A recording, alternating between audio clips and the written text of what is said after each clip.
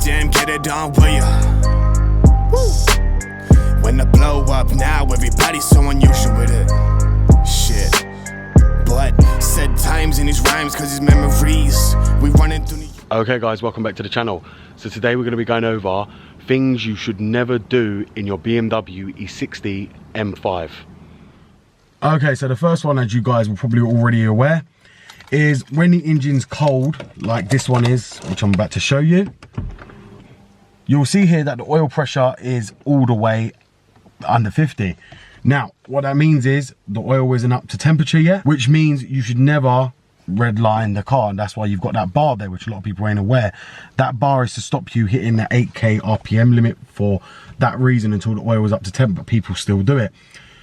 When this car first warms up, and this is a lot of the reason why rod bearings fail, is just baby it all the way. You should not let it idle, you should drive off straight away and keep the revs below 3000 RPM if that's possible, because one thing a lot of people don't realize, when this car goes uphill, it will blip the throttle downshift and pop the revs on nearly 4000 RPM, say if you're in third, to drop to second and hold the revs up. So you have to just control the revs yourself. Try and not thrash this car, because it's very, very crucial that you let that oil come up to temperature for the rod bearings and to protect the engine. And this is why a lot of people end up with rod bearing failure. The next one I want to talk to you about is the fuel gauge. Now, this is one that a lot of people don't even realize, and this is the main reason why I end up purchasing this car, as many of you guys realize why I got it as cheap as I did. The fuel gauge is very, very critical that you do not let this go into low fuel. The fuel pumps on these are designed to run at high pressure when you are hitting that 8000 RPM limit. They will inject a lot more fuel to the system, and the pump will run a lot quicker than it does at normal speeds when the Vanos kicks in to inject the fuel. Now, if you let it run too low, what will end up happening is it will suck up air and destroy the fuel pump, and it will end up blowing the fuse. Because you're trying to advance the timing to go faster, it sends a lot more current to the fuel pump, and you end up blowing the fuse like it did here, where they had been driving this car so low on fuel, it just ended up blowing the fuel pump fuse, and it actually wasn't the fuel pump or the fuel filter itself or the pressure regulator, and everyone went replacing so many things to try and find the fault, and they couldn't. So that's another thing. Do not ever let your E60 M5 get low on fuel. Always keep it above half a tank. And if it goes below half a tank, make sure you fill it back up. So the next thing you should never do on your BMW E60 M5, and actually this actually goes for all BMWs, is never let your oil come below that 1 litre. It's very critical that these cars stay at the 1 litre mark or just below. Now, a lot of people will just leave that and just keep driving and driving because they don't have oil. That is not a good thing. This engine is not designed to run low on oil, and to be honest, no car is, but the M5 drinks its own oil, especially at high RPM. So you have to be careful and make sure you actually check that. You guys have to remember, this is a high revving engine like a motorbike. Motorbikes do the same thing. They drink their oil the same as what this car does, and they've revved to nearly 15,000 RPM, some of them 13,000 RPM. The same as this. High revving engines will drink their own oil. It is critical that you keep this car on the 1 litre mark. As you see, mine's on 1.1, that's just fine. I've just had the rod bearings done, so that's why it's actually like that. But I am looking to change this oil again, and it will stay back again on the 1 litre mark exactly. So do make sure that you keep that and do not let that go below. The next thing I want to speak about is the SMG gearbox. A lot of people always get confused, and this is misconcepted all over the internet, of how you should lock this car in gear or out of gear or in reverse, in neutral, and nobody knows how to do that.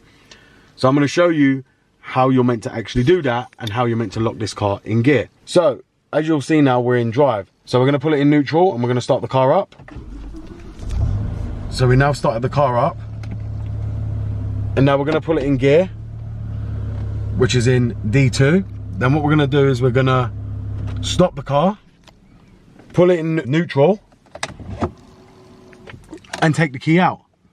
That's the way you're meant to do it. Now, a lot of you will get the gong symbol that you've left it, pull it in neutral beforehand, or it's in drive. So what you do is, when the computer's awake, you move it over to D and then shift it back to neutral.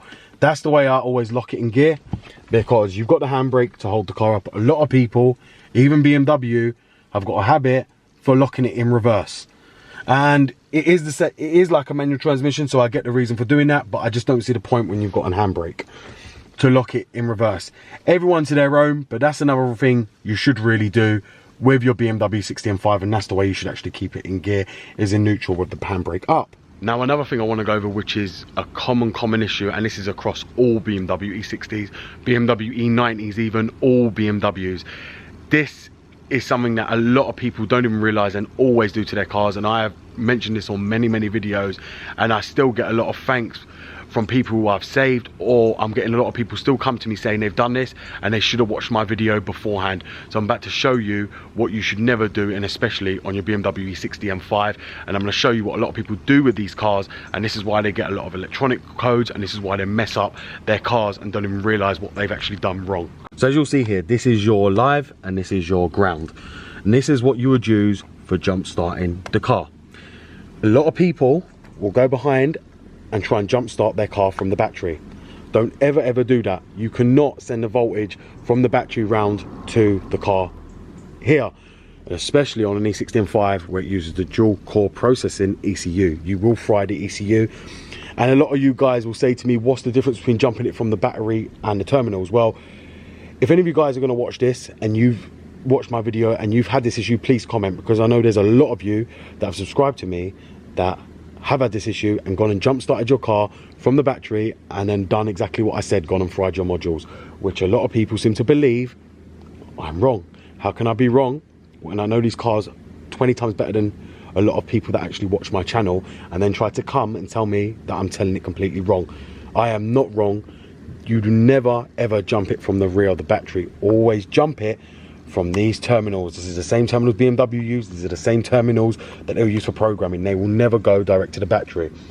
As I said to you, current has to flow through these cables, through the alternator, back to the battery, because it goes through the alternator. It regulates from the alternator to the DME, to all the modules, to know what voltage is being present, so it can split the voltage up to deliver it through all the lines on the car, which a lot of you don't understand.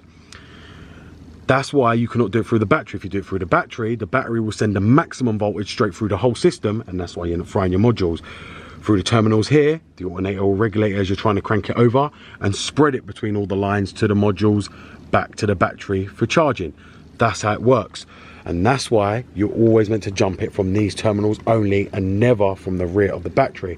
So a lot of you guys, if you're thinking of even doing that, don't ever do that. Do not use these cars for jump starting. Carry a portable jump pack and jump your friend's car, or I don't know whose car you're going to be jumping, but don't ever use really your BMW for jump starting other people's cars.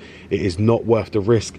All the modules will fry, and there's many people who have already done that on their E90s and their E60s, hence why they've either got the central electronics failure or they've got failures on their car for doing that exact thing, where their car will no longer start from jumping it from the battery. So there you have it, guys. I've just gone over the things you should never do to your BMW E60 M5, and now this does apply to a lot of you M52 guys as well, because I get a lot of you saying to me that your car is burning oil.